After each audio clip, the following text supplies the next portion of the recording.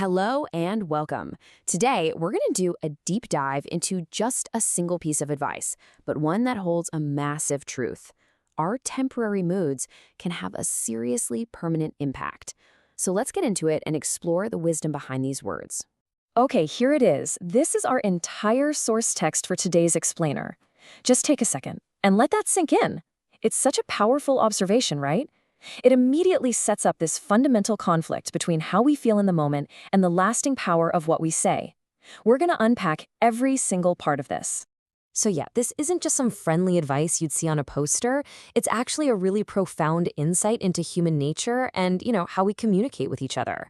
It's basically asking us to stop and think about the consequences of our actions, even when those actions are just words spoken in a fleeting moment of frustration. And let's be real, we have all been there. It's a totally universal experience. You know that feeling? A bad day, something's irritating you, the anger is just bubbling up inside. And in that moment, the temptation to say something sharp, something kind of cutting, it is incredibly strong. We've all felt that urge to just let it fly. The first part of the quote really hones in on this dangerous link, the one between being in a bad mood and the words that can come out of it. It's a cause and effect relationship that can have some pretty serious consequences if we just ignore it. So think about how this whole thing happens. It's like a three-step chain reaction. First, the bad mood hits. A lot of the time, that's just out of our control. Then, almost immediately, that impulse to say something harsh can follow. But the most critical part, the one that really matters, is step 3, that moment of choice. In that tiny, tiny gap between feeling the impulse and actually speaking the words, that's where our power truly is. And that brings us to the absolute heart of this whole idea, the huge difference between our feelings and our words. I mean, one is temporary and the other can be permanent. They operate on completely different timelines, which is a pretty wild thing to think about. Just look at this contrast. A mood is like the weather, right? It's gonna pass. You'll have so many chances to feel differently tomorrow, or even in an hour. But words are like carving something into stone. Once they are out in the world, they are permanent, they are irreversible. There are absolutely no do-overs. This number says it all. 0.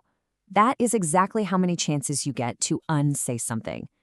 The moment a word is spoken, its impact is delivered.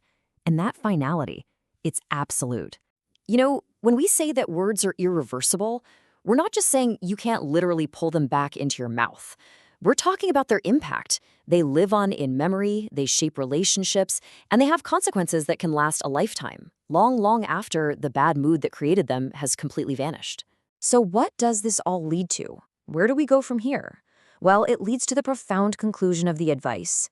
Understanding this finality, this permanence, isn't meant to scare us into silence. Not at all. It's meant to inspire us to be more mindful in our speech. I want to pause on this phrase one more time. Just let it really sink in. This isn't just a suggestion. It's presented as a law of communication, an unchangeable fact about the world we live in.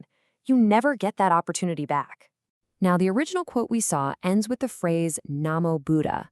And look, regardless of your personal beliefs, we can interpret this here as a call for awareness, for compassion. It's like a final plea for mindful speech that really considers its impact before it's released into the world. So what are the big takeaways from all this?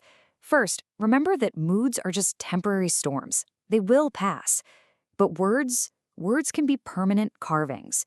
And our true power, our real strength, is found in that tiny little space between the impulse and the action.